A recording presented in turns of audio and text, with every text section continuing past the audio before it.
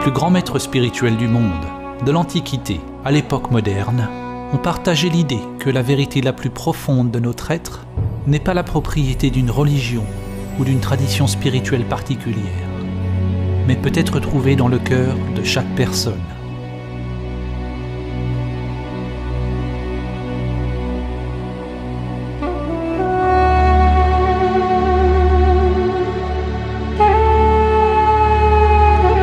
Le poète Rumi a dit « Où est cette lune qui jamais ne se lève ou ne se couche?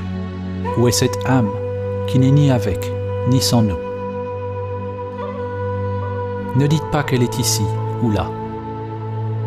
Toute création est cela, mais seul aux yeux qui peuvent voir. »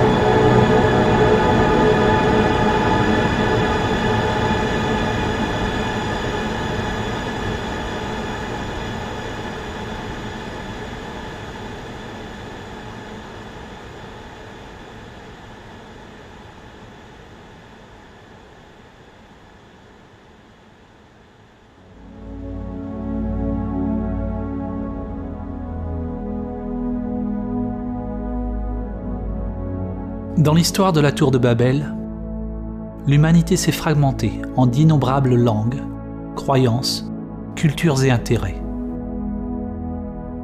Babel signifie littéralement la porte de Dieu. La porte est notre intellect, nos structures conditionnées.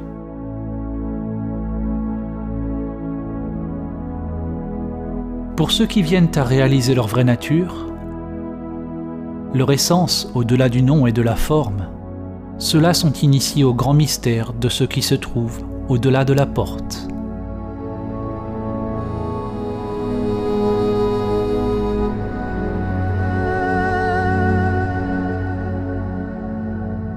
Une ancienne parabole, la parabole de l'éléphant, a été utilisée pour décrire comment diverses traditions donnent toute la direction vers une seule grande vérité.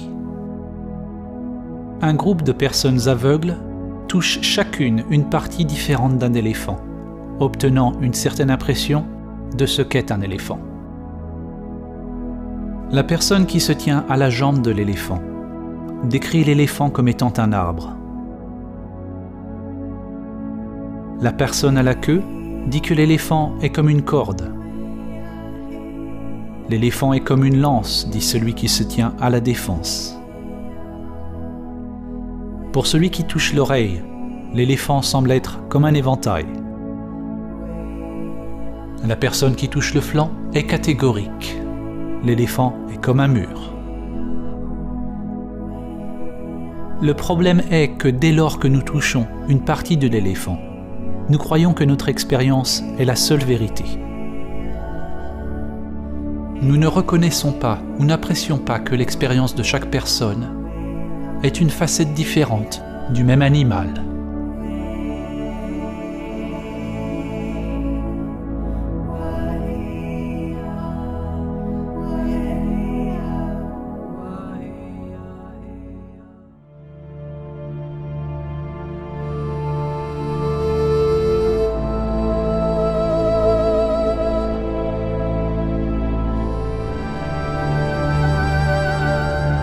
La philosophie pérenne ou éternelle est un entendement que toutes les traditions spirituelles ou religieuses partagent une seule vérité universelle, une réalité mystique ou transcendante, sur laquelle toutes les connaissances et doctrines spirituelles se fondent.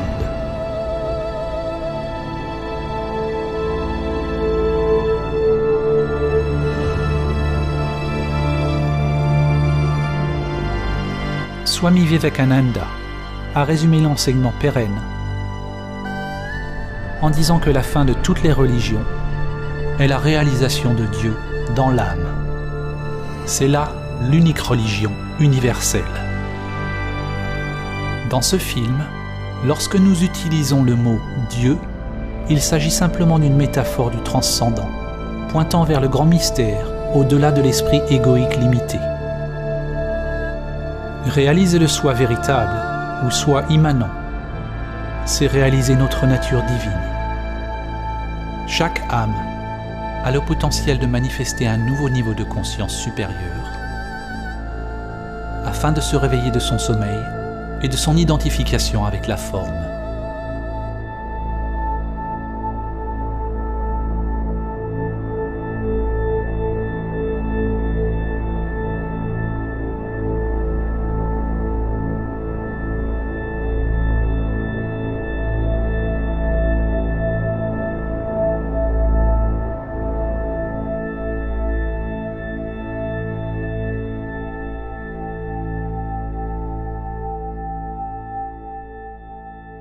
L'écrivain et visionnaire Aldous Huxley, connu pour son livre « Le meilleur des mondes », est également l'auteur d'un livre intitulé « La philosophie éternelle », dans lequel il rapporte un enseignement répété maintes fois au travers de l'histoire, et qui prend la forme de la culture au sein de laquelle il se réalise.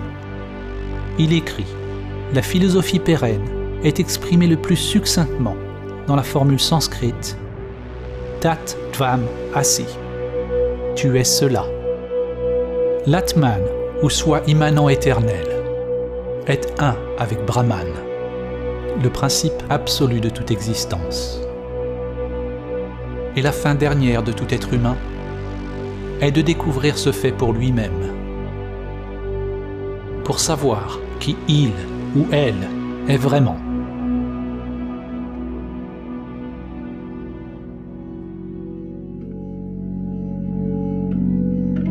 Chaque tradition est comme une facette d'un joyau reflétant une perspective unique de la même vérité,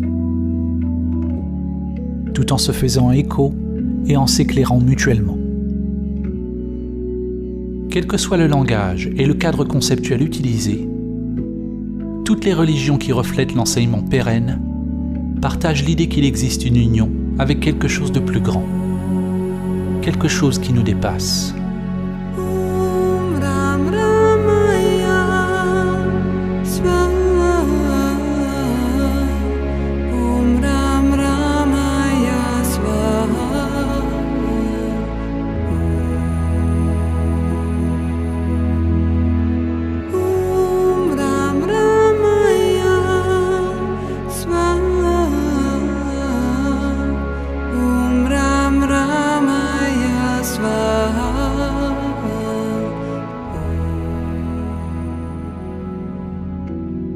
Il est possible d'apprendre et d'intégrer les enseignements d'une ou de plusieurs sources, sans s'identifier avec ceux-ci. Il est dit que tous les vrais enseignements spirituels sont simplement des doigts pointant vers la vérité transcendante. Si nous nous attachons au dogme, à l'enseignement, pour leur réconfort, nous serons retardés dans notre évolution spirituelle. Réaliser la vérité au-delà de tout concept, c'est abandonner toute accroche et attachement. Abandonner tous les concepts religieux.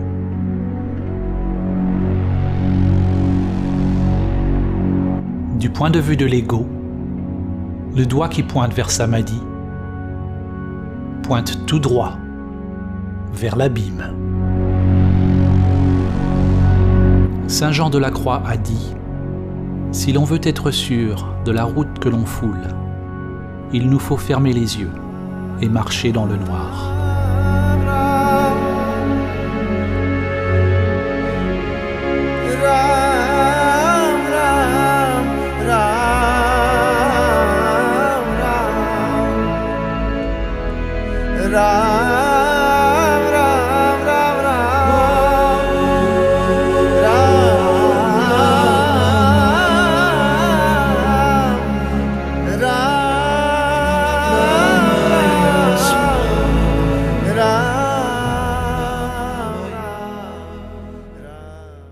Samadhi begins with a leap into the unknown.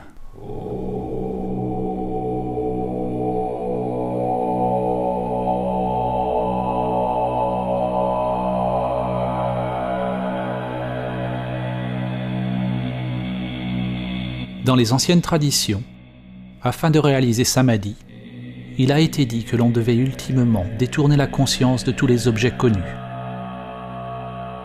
de tous les phénomènes extérieurs, pensées et sensations conditionnées, vers la conscience même, vers la source intérieure, le cœur ou l'essence de notre être. Dans ce film, lorsque nous utilisons le mot Samadhi, nous désignons le transcendant, au plus haut Samadhi, qui a été nommé Nirvikalpa Samadhi.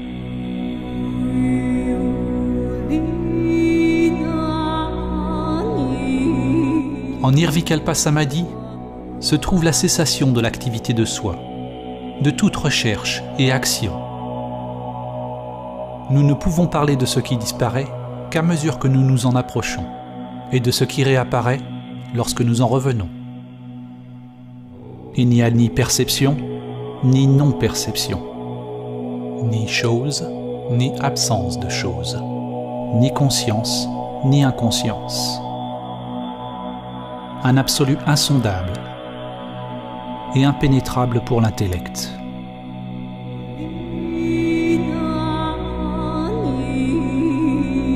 Quand le moi retourne à l'activité, il y a un non-savoir, une sorte de renaissance, et tout redevient nouveau. Il nous reste le parfum du divin, qui subsiste plus longtemps, à mesure que l'on évolue sur le chemin.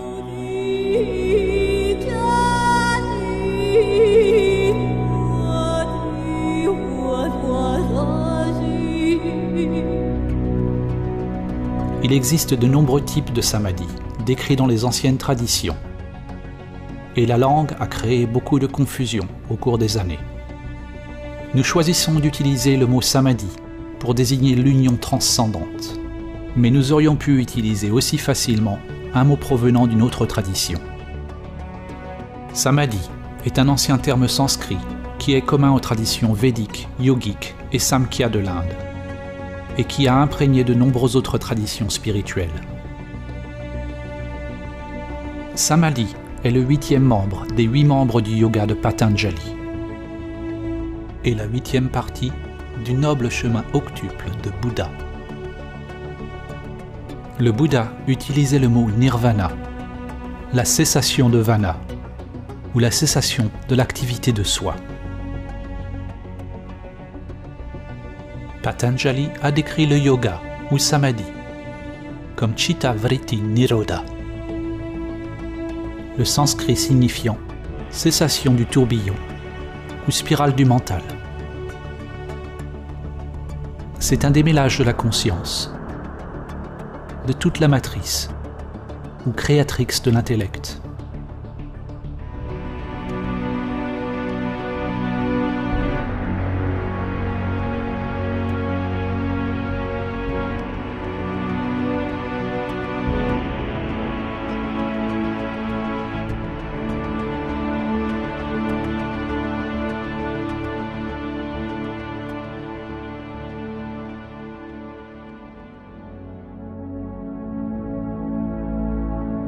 Samadhi ne désigne aucun concept, car pour le réaliser, il est nécessaire de laisser tomber l'intellect conceptuel.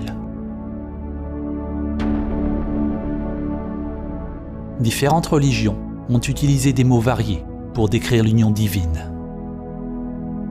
En fait, le mot religion lui-même signifie quelque chose de similaire. En latin, religare signifie relier ou reconnecter. C'est un sens similaire au mot yoga, qui signifie atteler, unir le monde avec le transcendant. En islam, ceci est reflété dans le sens en arabe ancien du mot islam lui-même, qui signifie soumission ou supplication à Dieu. Il désigne un état d'humilité totale, ou l'abandon de la structure du soi.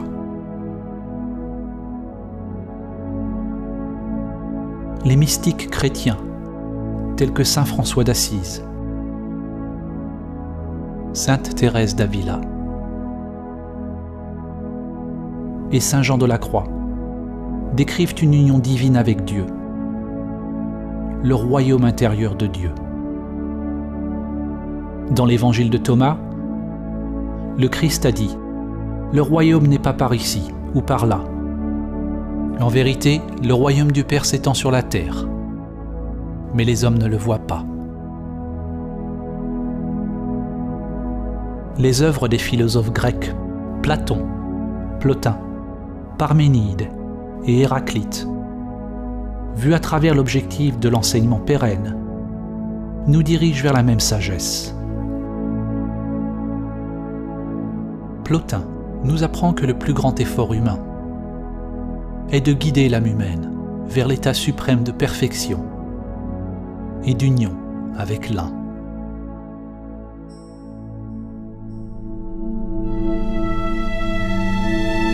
La médecine Lakota et le saint homme élan noir ont dit « La première paix, qui est la plus importante, est celle qui vient dans l'âme des hommes quand ils réalisent leur relation, leur unicité avec l'univers et toutes ses puissances. Et lorsqu'ils réalisent qu'au centre de l'univers habite le grand esprit et que ce centre est réellement partout, il est en chacun de nous. »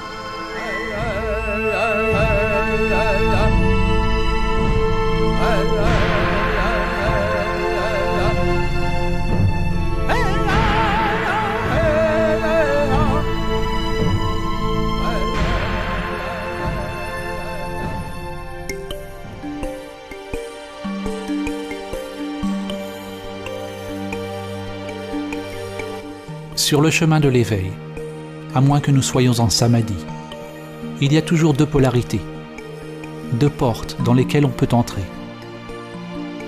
deux dimensions, l'une vers la conscience pure et l'autre vers le monde des phénomènes. Le courant ascendant vers l'absolu et le courant descendant vers Maya et tout ce qui se manifeste, à la fois vu et invisible. La relation entre relatif et absolu pourrait être résumée dans la citation suivante de Sri Nisargadatta Maharaj. La sagesse est de savoir que je ne suis rien. L'amour est de savoir que je suis tout. Et entre les deux, ma vie fluctue.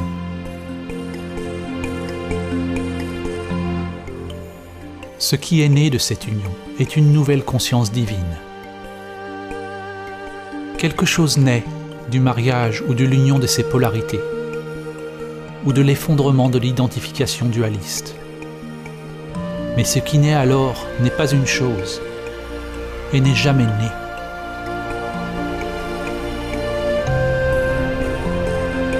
La conscience fleurit et crée quelque chose de nouveau, que l'on pourrait nommer une Trinité éternelle. Dieu le Père, le transcendant, inconnaissable et immuable, est uni au divin féminin, qui est tout ce qui change. Cette union entraîne une transformation alchimique, une sorte de mort et de renaissance. Dans les enseignements védiques, l'union divine est représentée par deux forces fondamentales, Shiva et Shakti. Les noms et les visages des différents dieux changent à travers l'histoire, mais leurs attributs fondamentaux demeurent. Ce qui naît de cette union est une nouvelle conscience divine, une nouvelle manière d'être dans le monde. Deux polarités inséparablement une énergie universelle, sans centre, sans limitation. C'est l'amour pur.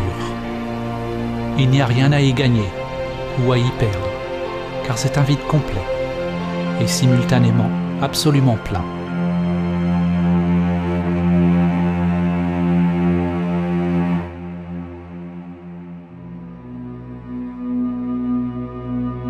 que ce soit les écoles de mystère de la Mésopotamie,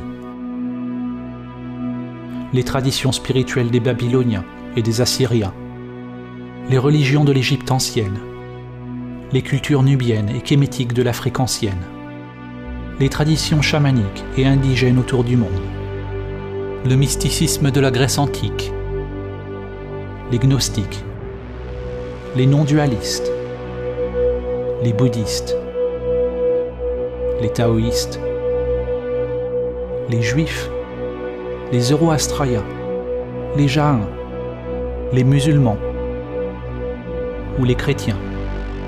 On découvre que leur lien commun est la plus haute perspicacité spirituelle qui a permis à leurs adhérents de réaliser Samadhi.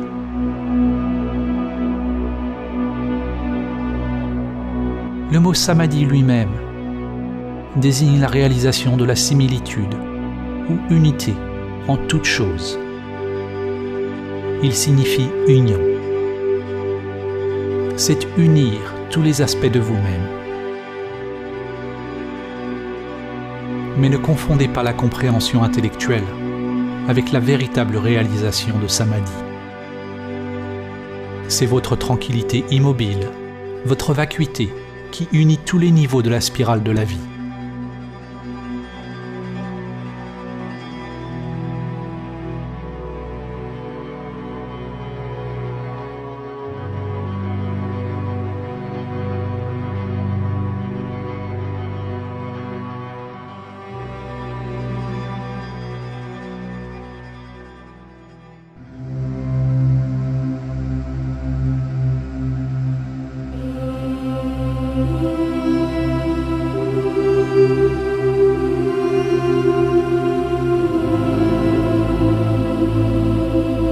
C'est à travers l'enseignement ancien de Samadhi que l'humanité peut commencer à comprendre la source commune de toutes les religions et à s'aligner à nouveau sur la spirale de la vie, le grand esprit, le Dhamma ou le Tao.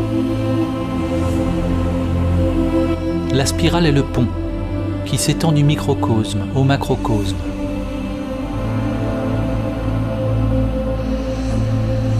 De votre ADN au lotus d'énergie intérieure qui s'étend à travers les chakras jusqu'aux bras spiraux des galaxies. Chaque niveau de l'âme s'exprime à travers la spirale comme des branches en constante évolution, vivant, explorant. Le vrai Samadhi réalise la vacuité de tous les niveaux du soi, toutes les enveloppes de l'âme. La spirale est le jeu sans fin de la dualité et du cycle de la vie et de la mort.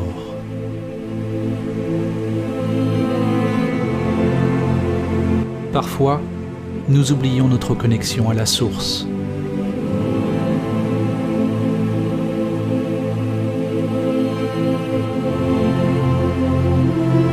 L'objectif au travers duquel nous voyons est très étroit et nous nous identifions à une créature limitée qui rampe sur la terre, seulement pour accomplir une fois de plus le voyage de retour à la source, au centre qui est partout.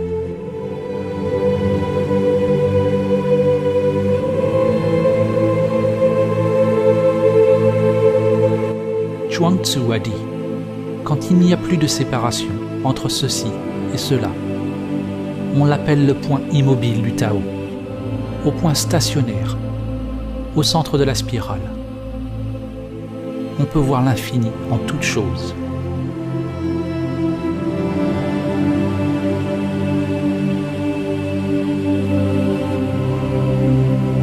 L'ancien mantra Om Mani Padme Hum a une signification poétique. On s'éveille, on réalise le joyau au sein du lotus. Votre vraie nature s'éveille dans l'âme, dans le monde, en tant que le monde.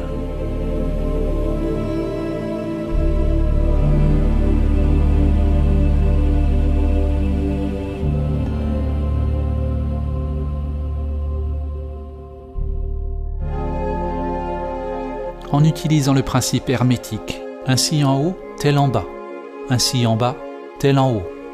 Nous pouvons utiliser des analogies pour commencer à comprendre la relation entre l'esprit et l'immobile, le relatif et l'absolu.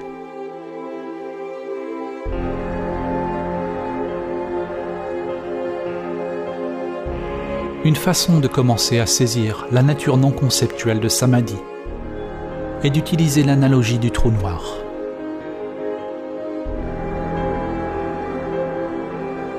Un trou noir est traditionnellement décrit comme une région de l'espace avec un champ gravitationnel massif et si puissant qu'aucune lumière ou matière ne peut s'en échapper. De nouvelles théories postulent que tous les objets, des plus petites particules microscopiques aux formations macrocosmiques, comme les galaxies, ont un trou noir ou une singularité mystérieuse en leur centre. Dans cette analogie, nous allons utiliser cette nouvelle définition d'un trou noir comme étant le centre qui est partout.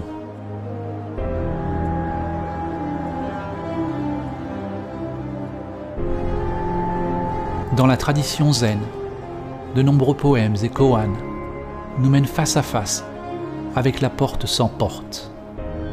Pour réaliser Samadhi, nous devons franchir cette porte sans porte. L'horizon des événements est une limite dans l'espace-temps, au-delà de laquelle les événements ne peuvent pas affecter un observateur extérieur. Ce qui signifie que tout ce qui se passe, au-delà de l'horizon des événements, ne vous est pas connu. On pourrait dire que l'horizon des événements d'un trou noir est analogue à la porte sans porte. C'est le seuil entre le soi et l'absence de soi. Il n'y a pas de moi qui franchit l'horizon des événements. Au centre d'un trou noir se trouve la singularité unidimensionnelle, contenant la masse de milliards de soleils, dans un espace inimaginablement petit, une masse réellement infinie. Littéralement, un univers dans quelque chose d'infinitésimalement plus petit qu'un grain de sable. La singularité est quelque chose d'insondable, au-delà du temps et de l'espace. Selon la physique, le mouvement est impossible. L'existence des choses est impossible. Quoi que soit cette singularité, elle n'appartient pas au monde de la perception. Cependant, elle ne peut pas être décrite comme une simple immobilité. Elle est au-delà du calme et du mouvement. Quand vous réalisez le centre qui est partout et nulle part, la dualité s'effondre. La forme et le vide, le temps et l'intemporel. On pourrait appeler cela un calme dynamique ou un vide enceint, au centre de l'obscurité absolue. Le maître taoïste Lao Tzu a déclaré « Ténèbres au sein de la ténèbre, la porte qui mène à toute compréhension. »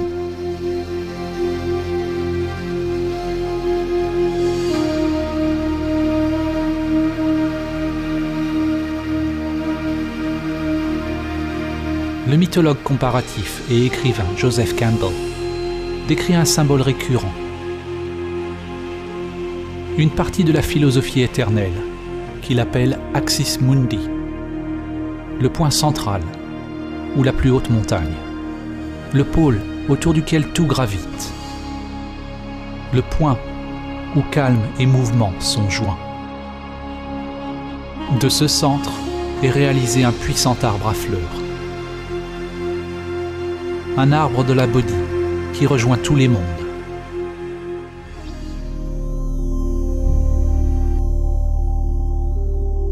Tout comme un soleil est aspiré dans un trou noir. Quand vous approchez de la grande réalité, votre vie commence à tourner autour d'elle. Et vous commencez à disparaître.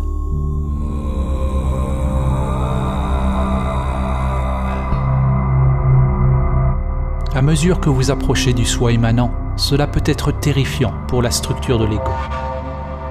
Les gardiens de la porte sont là pour tester ceux dans leur voyage.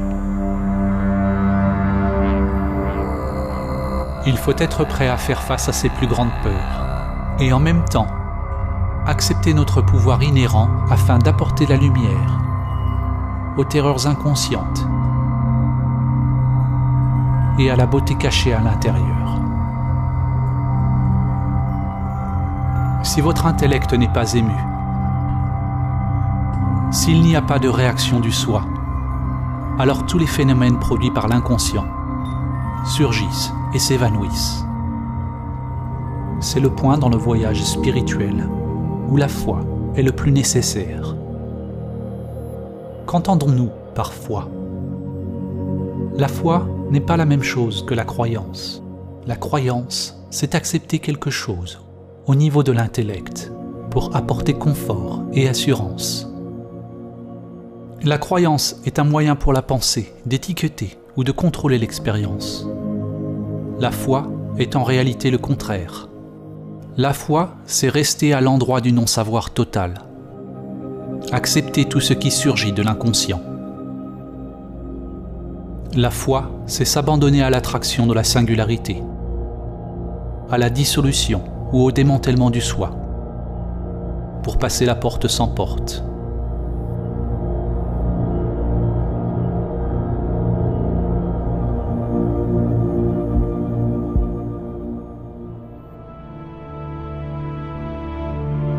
L'évolution et la structure d'une galaxie sont étroitement liées à l'échelle du trou noir en son centre, tout comme votre évolution est liée à la présence du soi immanent, la singularité, qui est votre vraie nature. Nous ne pouvons pas voir le trou noir, mais nous pouvons le connaître par la manière dont les choses se déplacent autour de celui-ci, par la façon dont il interagit avec la réalité physique. De même, nous ne pouvons pas voir notre vraie nature. Le moi immanent n'est pas une chose, mais nous pouvons observer une action illuminée. Comme le disait le maître zen Suzuki, il n'y a pas à proprement parler de gens illuminés. Il n'y a qu'une activité illuminée.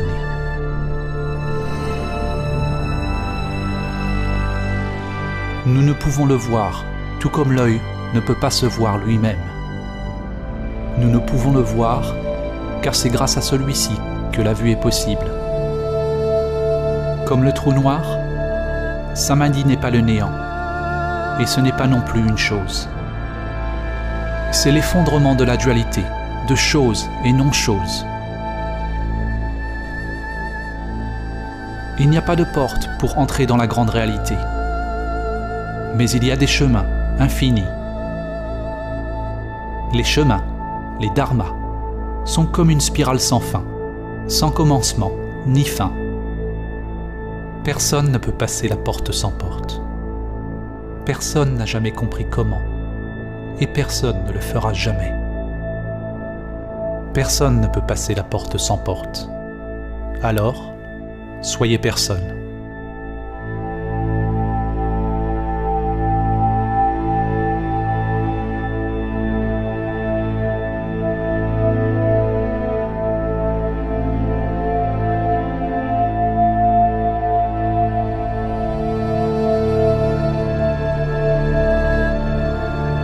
Samadhi est le chemin sans chemin, la clé d'or. C'est la fin de notre identification avec les structures de soi qui séparent nos mondes intérieurs et extérieurs.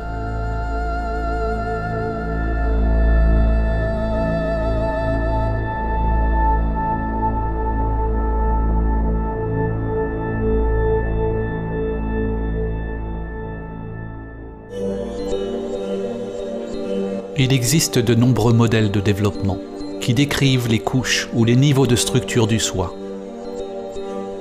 Nous allons utiliser un exemple qui est très ancien. Dans les Upanishads, les couches qui recouvrent l'Atman ou l'âme sont appelées koshas.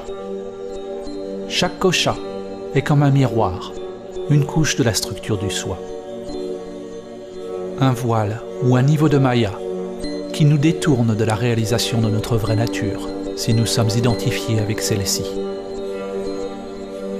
La plupart des gens voient les réflexions et croient que c'est ce qu'ils sont.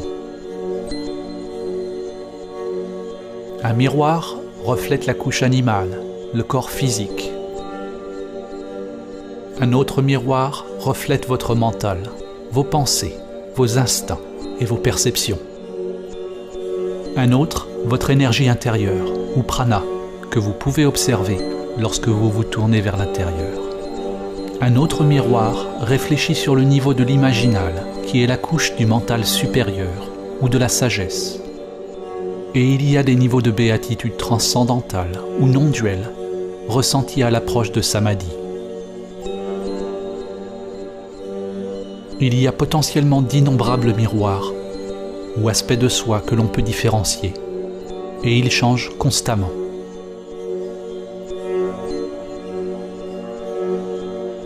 La plupart des gens n'ont pas encore découvert les couches praniques, celles de l'esprit supérieur et de la béatitude non-duelle.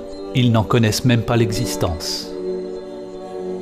Ces couches informent votre vie, mais vous ne les voyez pas. Les miroirs cachés informent vraiment nos vies plus que ceux qui sont visibles. Ils sont invisibles car pour la plupart des gens, ils ne sont pas complètement illuminés par la conscience. Tout comme le filet de joyaux d'Indra, les miroirs se reflètent tous les uns les autres, et les réflexions reflètent toutes les autres réflexions, à l'infini. Un changement sur un niveau affecte simultanément tous les niveaux. Certains de ces miroirs peuvent être laissés dans l'ombre, à moins que nous ayons la chance d'avoir un guide compétent pour nous aider à les éclairer. La vérité est que nous ne savons pas ce que nous ne savons pas. Maintenant,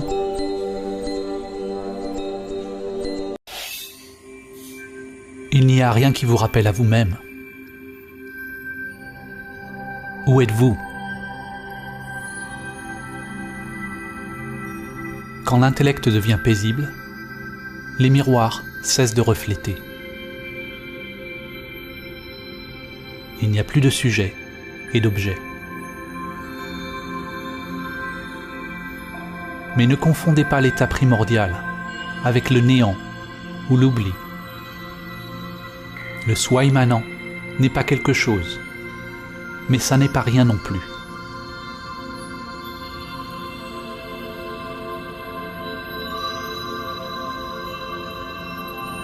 La source n'est pas une chose, c'est le vide ou le calme lui-même. C'est un vide qui est la source de toute chose. La forme est réalisée exactement comme le vide. Le vide est réalisé exactement comme la forme. Cette source est le grand ventre de la création, enceint de toutes les possibilités.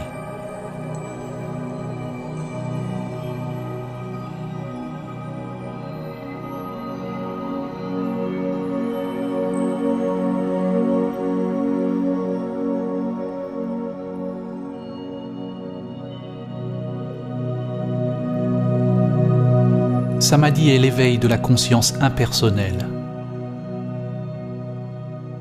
Tout comme lorsque vous rêvez, à l'éveil, vous réalisez que tout dans le rêve était juste dans votre mental. En réalisant Samadhi, on se rend compte que tout ce qui se passe dans ce monde se passe dans niveau après niveau d'énergie et de conscience. Ce sont tous des miroirs au sein de miroirs, des rêves au sein des rêves. Le moi que vous pensez être est à la fois le rêve et le rêveur.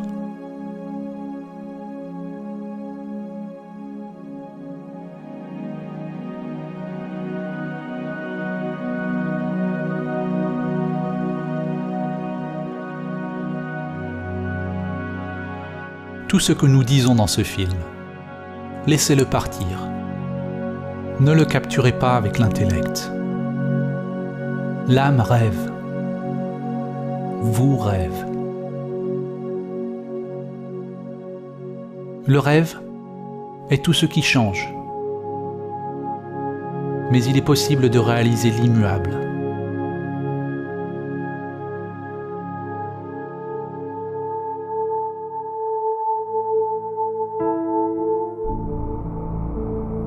Cette réalisation ne peut pas être comprise avec l'intellect individuel limité.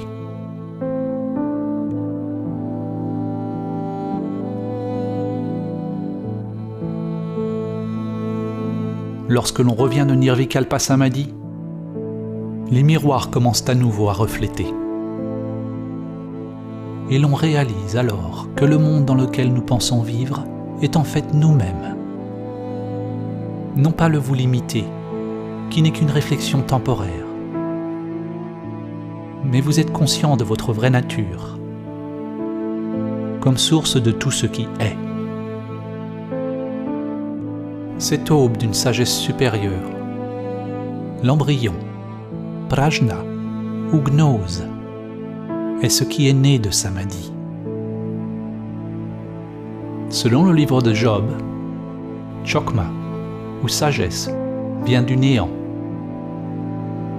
Ce point de sagesse est à la fois infiniment petit et englobe l'être tout entier, mais il reste incompréhensible jusqu'à ce qu'il ait pris forme dans le palais des miroirs appelé Bina. Le ventre, creusé par la sagesse supérieure qui donne forme à l'esprit embryonnaire de Dieu.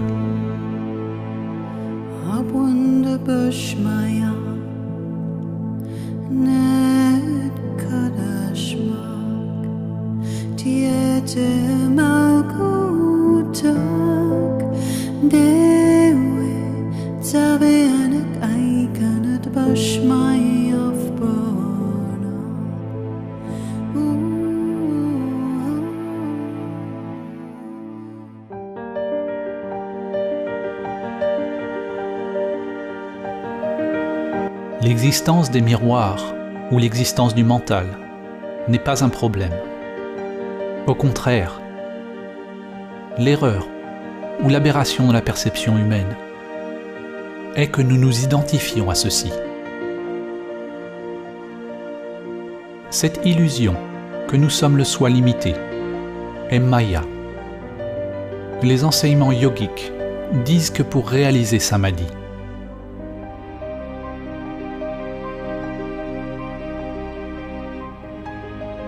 jusqu'à ce que vous disparaissiez en lui, ou lui en vous.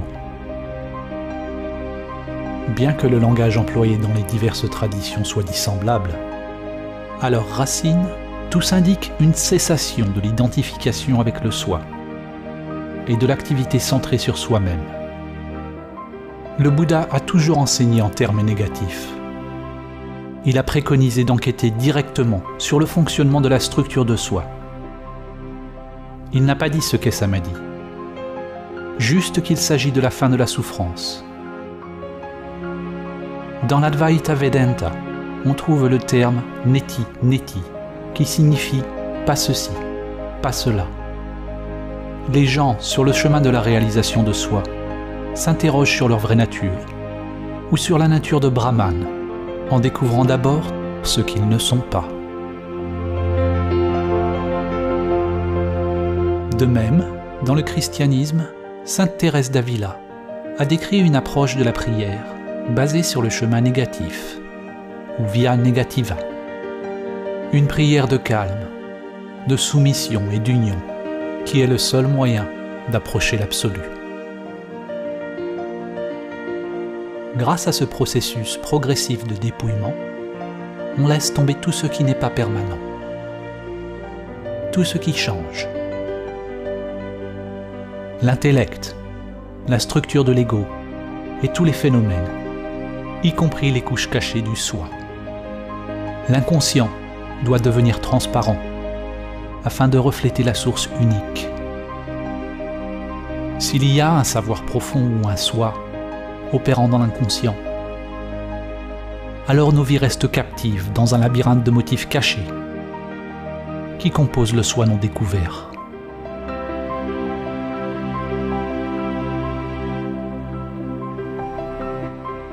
Quand toutes les couches de soi se révèlent vides alors on devient libre du soi, libre de tout concept.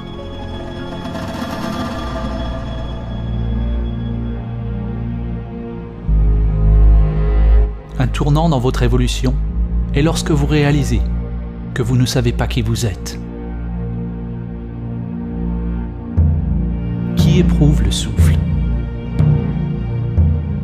Qui éprouve le goût?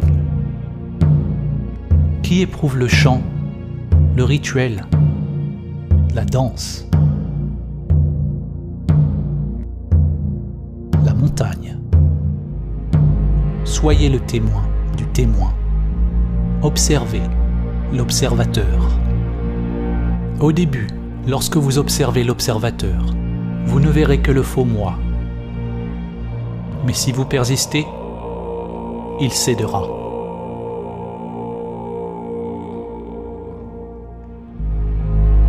Enquérez-vous directement de ce qui perçoit, sans sourciller, perçant, pénétrant, avec toute la force de votre être.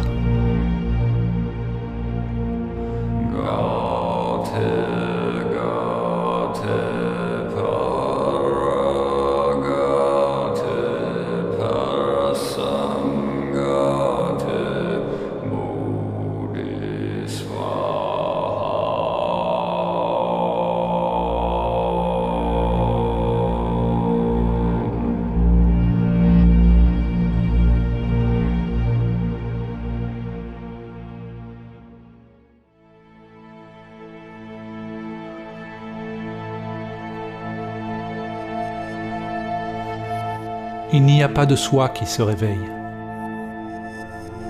Il n'y a pas de vous qui se réveille. Ce dont vous vous réveillez est l'illusion du moi séparé, d'un rêve d'un vous limité. En parler est dénué de sens.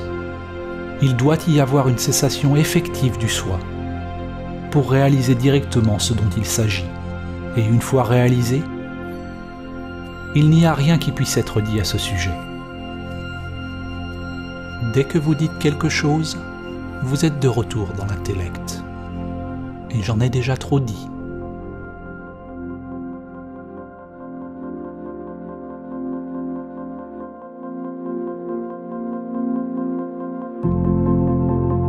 Nous avons normalement 3 états de conscience: l'éveil, rêver et le sommeil profond. Samadhi est parfois appelé le 4e état, l'état fondamental de la conscience, un éveil primordial qui peut devenir continuellement présent et parallèle aux autres états de conscience. Dans le Vedanta, on l'appelle Turiya.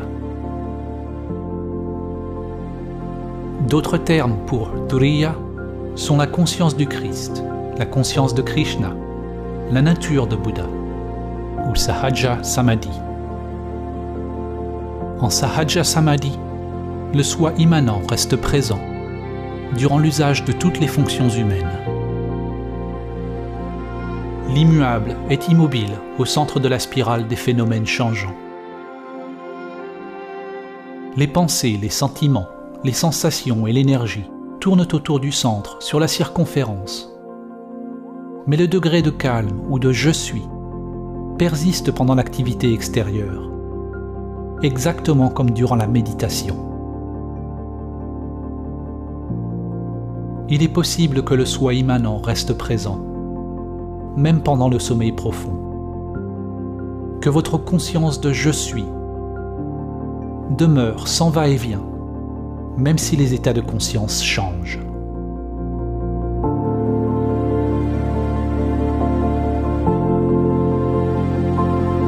C'est le sommeil yogique. Dans le Cantique des Cantiques, ou le Cantique de Solomon de la Bible hébraïque ou de l'Ancien Testament, il est écrit « Je dors, mais mon cœur veille ». Cette réalisation de la conscience éternelle et impersonnelle est reflétée dans les paroles du Christ quand il a dit «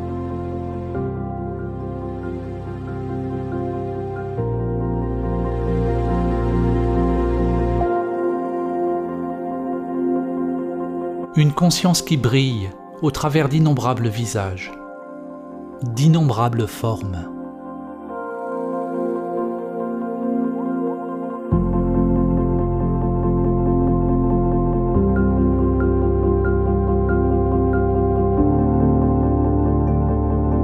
Au commencement, c'est une flamme fragile, née des polarités en vous. Le masculin, pénétrant la conscience, avec soumission, ou l'ouverture de l'énergie féminine. Une flamme délicate et facilement perdue. Il faut prendre grand soin de la garder en vie et de la protéger jusqu'à ce qu'elle parvienne à maturité. Samadhi est à la fois un état de conscience intemporel et une étape dans un processus de développement continu. Quelque chose d'organique qui grandit avec le temps.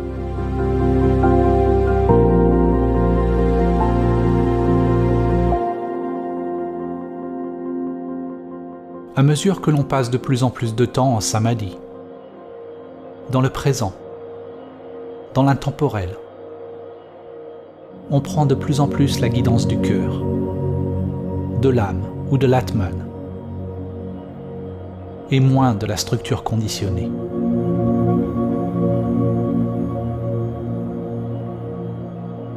C'est ainsi que l'on devient libre de l'esprit inférieur, libre de toute pensée pathologique.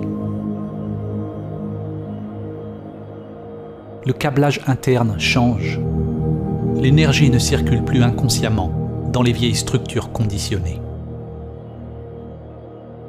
Ce qui est une autre façon de dire que l'on n'est plus identifié avec la structure de soi, avec le monde extérieur de la forme.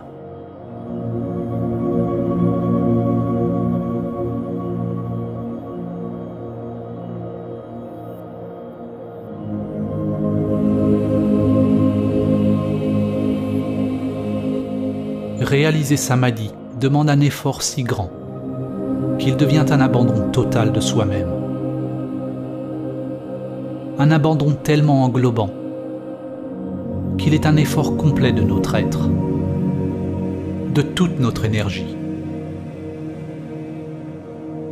C'est un équilibre d'effort et de soumission, yin et yang, une sorte d'effort sans effort.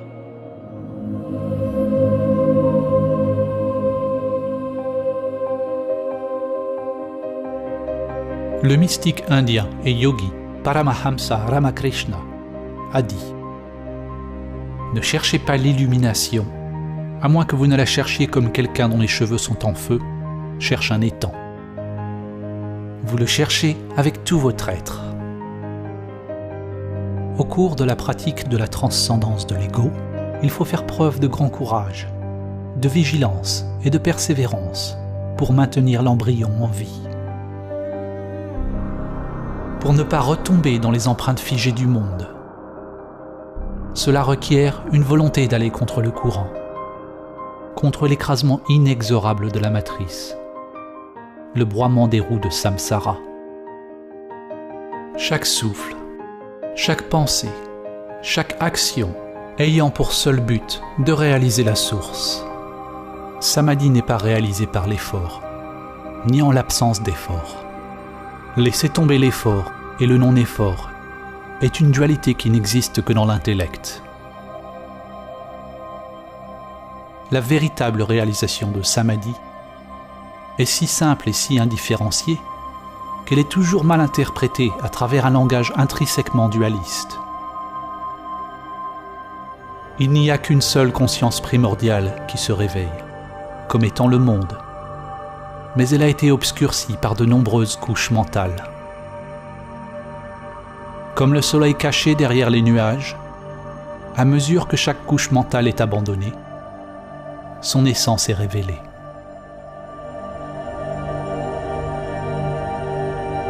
Alors que chaque couche mentale tombe, certains nomment samadhi différemment.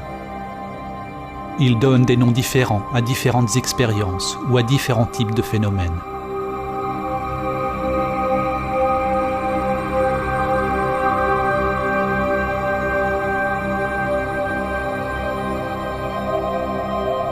Mais samadhi est si simple que lorsque l'on vous dit ce dont il s'agit et comment le réaliser, votre intellect le manquera toujours.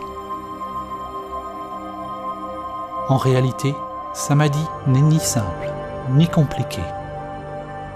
Seul l'intellect le voit ainsi. Lorsqu'il n'y a pas de pensée, il n'y a pas de problème, car la pensée est ce qui doit s'arrêter avant qu'il soit réalisé. Mais il ne s'agit pas du tout de quelque chose qui arrive.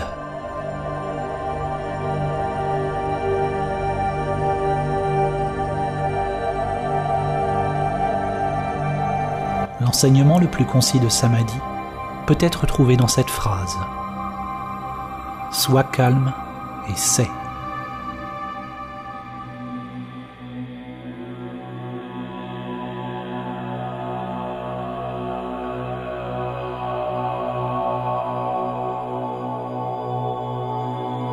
Comment pouvons-nous utiliser mots et images pour transmettre le calme? Comment pouvons-nous transmettre le silence en faisant du bruit? Plutôt que de parler de samadhi en tant que concept intellectuel. Ce film est un appel radical à l'inaction, un appel à la méditation, au silence intérieur et à la prière intérieure. Un appel à stopper.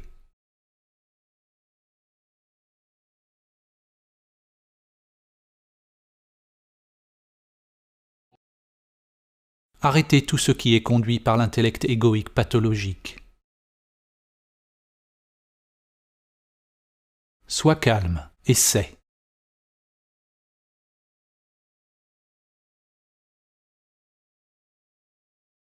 Personne ne peut vous dire ce qui émergera du calme.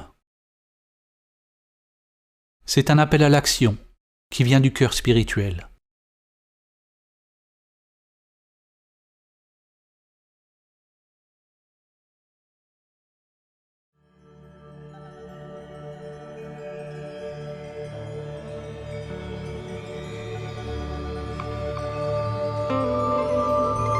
C'est comme se souvenir de quelque chose d'ancien. L'âme se réveille et se souvient d'elle-même. Le vide, tel un passager endormi, maintenant s'éveille et se réalise lui-même en toute chose.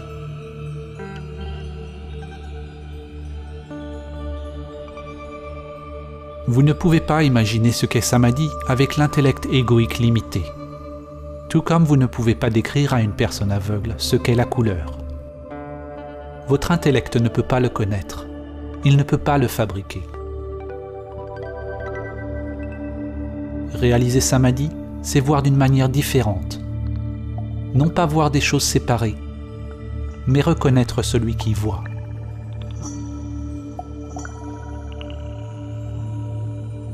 Saint François d'Assise a dit « Ce que vous cherchez est ce qui regarde. » Après avoir vu la lune, vous pouvez la reconnaître dans chaque reflet. Le soi véritable a toujours été là. Il est en tout. Mais vous n'avez pas réalisé sa présence. Alors que l'on apprend à reconnaître et à demeurer comme le vrai soi, au-delà du mental et des sens, il devient possible de se ressentir béat devant le plus banal. On devient béatitude.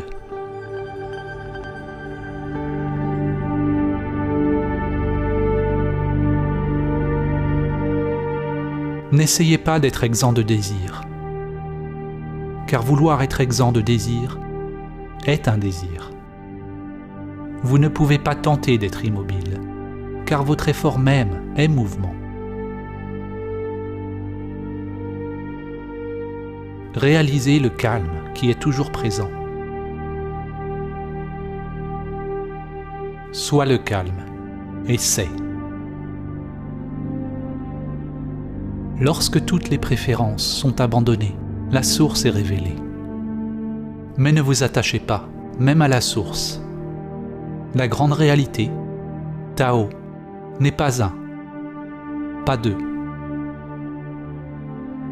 Ramana Maharshi a dit « Le soi n'est qu'un.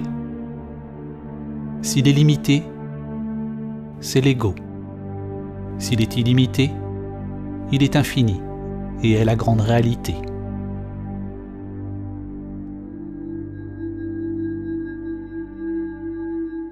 Si vous croyez ce qui est dit, vous l'avez manqué. Si vous n'y croyez pas, vous l'avez également manqué. La croyance et non-croyance opèrent au niveau de l'intellect. Elles exigent un savoir.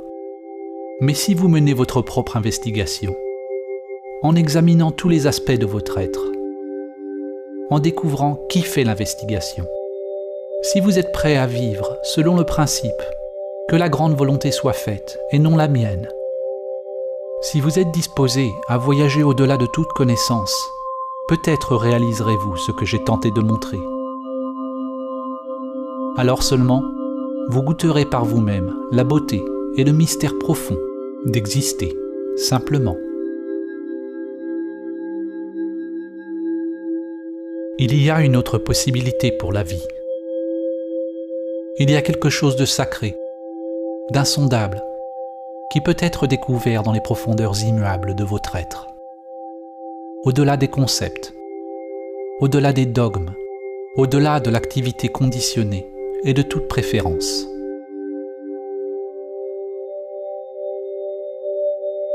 On ne l'acquiert pas avec des techniques, des rituels ou des pratiques. Il n'y a pas de comment l'obtenir.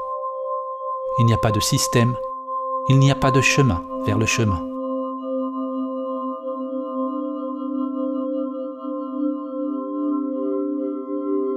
Comme on dit dans le zen, c'est la découverte de votre visage d'origine, avant votre naissance. Il ne s'agit pas d'ajouter plus à vous-même. C'est devenir une lumière sur soi-même. Une lumière qui dissipe l'illusion de soi.